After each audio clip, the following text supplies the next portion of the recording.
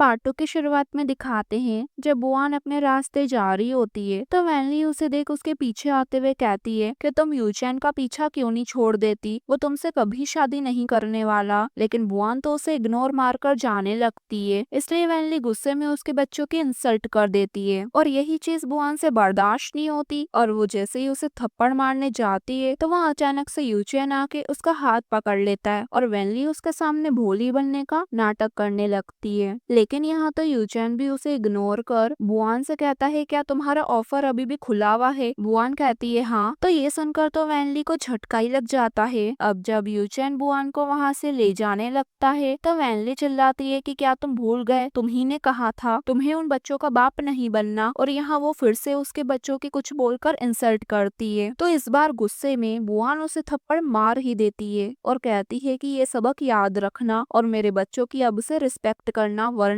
ये कहकर उसे धमकी देती है। और इस बार तो यूचैन भी उसे नहीं रोकता। फिर दिखाते हैं यूचैन उसे अपनी बाइक पर बैठा के घर लाता है, यानी उसकी फिशिंग बोट पर, और अंदर आकर शर्ट वगैरह उतार कर चेंज करने लगता है। लेकिन बुआन तो कुछ और ही समझ लेती है। फिर यूचैन उसकी गलतफहमी दूर करते हुए शर्ट देते हुए कहता है कि तुम भी चेंज कर लो, हम शादी को रजिस्टर करवाने जा रहे हैं। लेकिन बुआन तो मैरिज रजिस्टर नहीं करवाना चाहती थी क्योंकि उसे डर था कभी शादी के बाद यूचैन ने डिवोर्स लेने से मना कर दिया तो उसे अपनी पूरी लाइफ यूचैन के साथ ही बितानी पड़ जाएगी। इसलिए वो उसे कहती है शादी को रजिस्टर क्यों करवाना, एक एग्रीमेंट पे साइन करके भी तो हम साथ रह सकते हैं। तो यूचैन उससे कहता है एक तो तुम शादी रजिस्टर नहीं करवाना चाहती और ऊपर से तुम चाहती हो कि हमारा एक बच्चा हो। क्या हो अगर तुम भाग गई या फिर पुलिस में कंप्लेन कर दी कि मैंने तुम्हारा फायदा उठाया है, तो मैं क्या करूँगा। ये सुनकर बुआन पूछती है तुम क्या चाहते हो। तो यूचैन कहता है तुम्हारी आईडी, वरना मैं किसी भी टाइप की डील तुम्हारे साथ नहीं करूँगा। तो बुआन भी मान जाती है। फिर ये दोनों अपनी अपनी कंडीशन से सुनाकर कॉन्ट्रैक्ट साइन कर लेते हैं और साथ ही साथ बुआन गुस्से में ही सही उसे अपनी आईडी दे देती है। तब जाके पूरी तरह से इन दोनों में डील डन होती है। उसके बाद ये दोनों अपना मैरिज लाइसेंस लेने भी आ ही जाते हैं। नेक्स्ट सीन में दिखाते हैं बुआन यूचैन के गाँव में ही शिफ्ट हो जाती है और वहाँ एक नया घर ले लेती है। और जब वो अपने नए घर का सामान शिफ्ट कर रही होती है तो आसपास के लोग भी ये देख वहाँ आ जाते हैं कि अब उनके मोहल्ले में कौन नया पर्सन रहने आया है और बुआन को देख उसकी तारीफ करने लगते हैं कि ये कितनी सुंदर दिखती है और बहुत अमीर भी लगती है, जो भी इससे शादी करेगा वो बहुत लकी होगा। फिर बुआन काम पूरा करके यूचैन को कॉल करके कहती है कि मैंने तुम्हारे लिए एक नया घर खरीदा है। ये सुनकर ही उसके होश उड़ जाते हैं कि क्या। बुआन आगे कहती है कि मेरे कुछ लोग आ रहे हैं बोट का सामान यहाँ शिफ्ट करने के लिए, तो तुम दोनों बच्चों को लेकर इस एड्रेस पर आ जाओ। अगले सीन में दिखाते हैं जैसे ही यूचैन दोनों बच्चों को लेकर वहाँ आता है तो वहाँ पूरे मोहल्ले के लोग इकट्ठा हुए होते हैं और सबको पता चल गया होता है कि यूचैन और बुआन ने शादी कर ली है, क्योंकि इस विलेज में छोटी से छोटी बात फैलने में देर नहीं लगती। फिर ये सब लोग मिलकर बुआन को कहने लगते हैं कि तुम्हें हॉस्पिटल जाकर अपनी सास की देखभाल करनी चाहिए और तुम यहाँ पैसे उड़ा रही हो। तो बुआन कहती है कि ये घर मैंने अपने पैसों से खरीदा है, तो इससे आपका क्या लेना देना। तो वैनली की मॉम कहने लगती है कि जरूर तुमने यूचैन की माँ के ट्रीटमेंट के पैसे से ये घर लिया होगा। तभी वहाँ यूचैन सबको ये बात आके क्लियर करता है कि बुआन ने सही में अपने ही पैसों से घर लिया है। ये सुनकर तो सब हैरान रह जाते हैं। तभी वहाँ वैनली सबको भड़काने के लिए ये कह देती है कि बिना जॉब के दो बच्चों को पालना कितना मुश्किल हुआ होगा, तुम एक महंगी कार और बड़ा घर भी खरीद सकती हो और तुम्हारे पास कितना सारा पैसा है। अब ये सुनकर तो सब बातें करने लगते हैं कि बिना जॉब के इसके पास इतना सारा पैसा आया कहाँ से,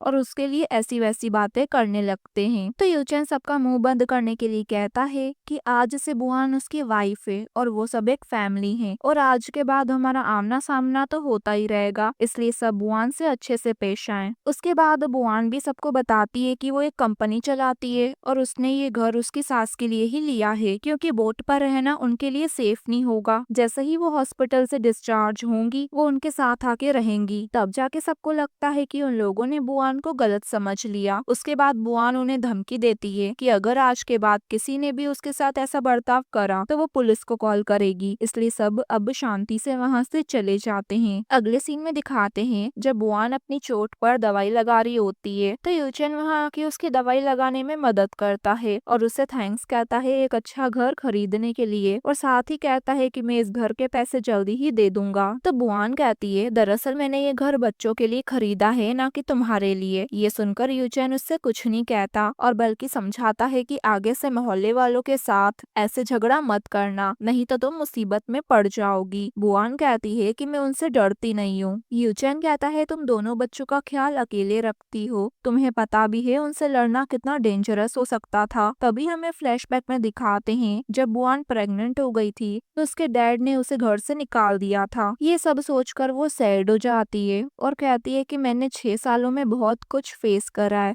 मुझे तुमसे ज्यादा अच्छे से पता है कि इस तरह की सिचुएशन को कैसे हैंडल करना है। हम एक कॉन्ट्रेक्चुअल रिलेशनशिप में हैं, तो तुम्हें मेरी चिंता करने की जरूरत नहीं है। अब ये सुनकर ही वो वहाँ से चले जाता है। फिर रात को दिखाते हैं जब यूचेन कुछ सामान लेके घर आता है तो देखता है कि बुआन बच्चों को नहलाने के लिए उनके पीछे भाग रही होती है। अब उसकी इतनी क्यूट साइड देखकर तो वो स्माइल करने लगता है और एक पल के लिए उसके दिमाग में ये भी आता है कि क्या ये बच्चे उसके तो नहीं, क्योंकि बच्चों की एज 5 साल की है और बुआन के साथ उसका इंसिडेंट 6 साल पहले हुआ था। लेकिन वो जल्दी ही अपने आप को थप्पड़ मारकर रियलिटी में आ जाता है कि ऐसा कैसे हो सकता है। अब जैसे ही वो वहाँ से जाने लगता है तो बुआन के चिल्लाने की आवाज सुनकर जल्दी से वहाँ आता है तो देखता है कि शॉवर उन तीनों के हाथ में ही नहीं आ रहा था और तीनों ही उसे पकड़ने की कोशिश कर रहे थे। इसलिए वो जल्दी से वहाँ आके शॉवर बंद कर देता है और दोनों बच्चों को वहाँ से भेज देता है। उसके बाद दोनों ही एक दूसरे से थोड़ा आर्ग्यू करने लगते हैं तो यूचेन उसके क्लोज होके कहता है क्या तुम मुझे सेड्यूस करने की कोशिश कर रही हो। ये कहकर वो जाने लगता है तो वो भी उसे पकड़कर कहती है कि हाँ, क्योंकि अभी तुम्हें कॉन्ट्रैक्ट भी तो पूरा करना है। क्या हुआ, डर गए? तो वो कहता है मैं भीगी हुई चुहिया में इंटरेस्टेड नहीं हूँ, अगली बार से अच्छे कपड़े पहनकर आना, और उसे अगली कहकर वहाँ से चले जाता है। फिर दिखाते हैं बुयान यूचेन के आने का वेट कर रही होती है और नर्वस होने की वजह से ड्रिंक करने लगती है और उसे ऐसा करते हुए यूचेन बाहर खड़े हुए देख लेता है। फिर वो जैसे ही रूम में आता है तो बिना टाइम गवाए बुआन उसे पकड़ लेती है और कहती है क्या मैं अब तुम्हें सुंदर दिख रही हूँ।